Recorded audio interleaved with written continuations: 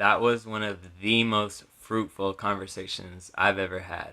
I just had a really awesome talk with my friend Damien, friend and mentor, about a bunch of stuff, and I got some really, really gold nugget, like super takeaways that I wanted to share with you guys. I'll give away three of them throughout this video, but basically, Damien is a super badass in the world of brand and brand strategy and just business strategy in general. And we were talking about my sort of trajectory and what I was up to with my People Planet Purpose agency and with this Life by Design thing, my personal brand that I hope will kind of turn into some other awesome things very soon. Keep an eye out and an ear out for that. But yeah, so basically, I got some huge takeaways. One of them that I really wanted to share was, I guess at its core, the principle or we'll call it the value of humility.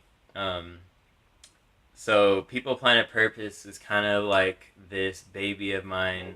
It's a cross between strategic design and kind of marketing and brand strategy all wrapped in one, um, which is kind of my playground to try out different theories and try to help businesses grow. Right. The only problem is the brand that I built under People or with People Planet Purpose was actually geared towards companies who are pursuing really kind of radically, almost radically, sadly, goals in terms of not just financial but economic and social and sustainable, ecological. So um, those companies are nowhere near as common as they really need to be. Um, but nonetheless, that was kind of my vision, was to work with startups, kind of mid-level companies and small businesses that were in the business of kind of serving humanity at a deeper level than just like the transaction of whatever service or product that they offered, but really conscious about the impact that they're having on the world, and making sure to have the best possible impact. And it's sad how tough that market is to, I guess, comb through, or to find those types of businesses in the market, and basically to just be honest, like I'm just completely pivoting now, because I think for a few reasons that's just not quite ready for me at the moment. The market's not quite there, and I'm not quite at the level I would want to be at to work with some of the bigger players who are really interested in those things. So, but basically, like, just my the thing that I'm trying to preach is don't get caught up in your emotions with your business, because it's not good for business. Like, the market is the market. The market decides, and if the market's telling you something, there's no reason to hold on to some other thing that's not serving you. And if you can't have the impact that you want in the way that you want to have it, then that's not your decision. Like, find another way, basically, which is exactly what I'm going to be doing, which is why I'm kind of pivoting and going to be starting another project soon, that's got a completely different, well, somewhat different.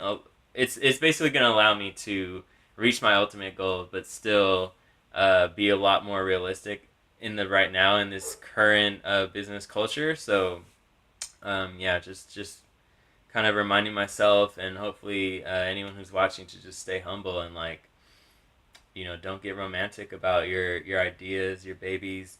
Like, everybody loves their ideas, but when you put them in the real world, and you have to just take the feedback as it is, and not be delusional about what's going on. So that's one major takeaway.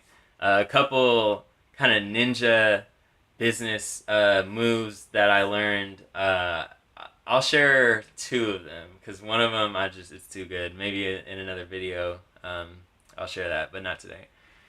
Two definitely worth sharing. So one is foot in the door. So get your foot in the door by any means, right? So Damien was explaining the story about how he worked for, he did work for LinkedIn, and it started with his agency, which was a creative agency, taking on a subcontract to basically put up wallpaper. Um, so the design company that got hired by the general contractor that was hired by LinkedIn subbed out that portion of the work, and Damien figured out a way to work it out where his agency was going to be in charge of putting up the wallpaper. They didn't design anything for that project. While they were a creative like solutions design agency, they were humble enough and really smart enough to do anything they could to just get their foot in the door. And what happened was, um, once they built that relationship, they essentially kept ratcheting up and cutting out another level of contracting to the point where they were in direct relations with LinkedIn and like doing a lot of work for them. They designed like their entire office space. So it's stuff like that, like just anything you can do that's creative or outside of your normal element. Like just do whatever it takes to get your foot in the door and build those relationships. So that's one thing I wanted to share. The other thing I wanted to share is kind of the incredible value of contrast. So it's kind of like if you were to want to go on a trip to like Mexico for spring break, when like when you're in high school or college or whatever, and you need help to pay for it, you can go and tell your parents like, I want to go to Mexico. Can you help me? And they're gonna say no because they're gonna think you're crazy and you don't deserve to kind of go somewhere that you can't afford to go. Um, Whereas if then at that point you're screwed because you have no leverage. But if you were to go up to them and say, hey mom, dad, I want to go to Europe this summer. Like I want to go on a 2 month trip. I want to just take the train and like 10 countries and this and that. Can you help me pay for that? They're gonna be like, no way, you're out of your mind. And then you're gonna say, you're gonna pout or whatever, and then you're gonna come back and you're gonna say, all right, I thought about it. You're right. That's a little extreme, but I really do want to go somewhere. How about I have some friends that are going to Mexico for spring break? Can you help me with that? And just building that contrast is gonna provide you a lot more leverage because that sounds so much better to them than the 2 months in Europe that they would have to sponsor. So, another quick way to break that down is very simple way in e-commerce. A common practice is to actually list the price 20, 30% higher than you actually want to receive for the product, and then mark it down on sale.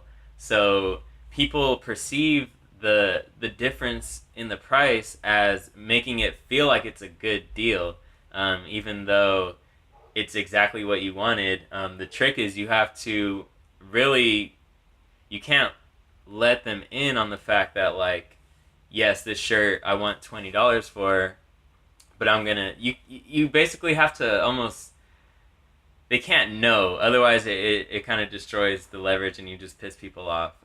If they know that you only want 20 and you have it up for 25 and then you mark it down, that's way less effective than if they truly believe, and if you convey that the shirt is actually of $25 in value, yet I'm running this special just because I want to increase my sales this week, so I'm giving it away $5 cheaper. Like those are completely different things. So you have to make sure that you frame it the proper way. You have to be really strategic and mindful of how you present that.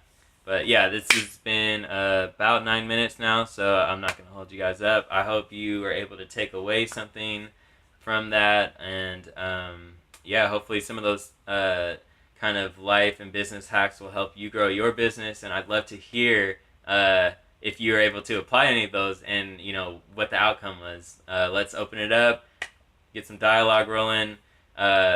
Like, subscribe, and please comment either questions or just your own stories. I love to hear them. And until next time, keep it real. Alex Duran, Life by Design.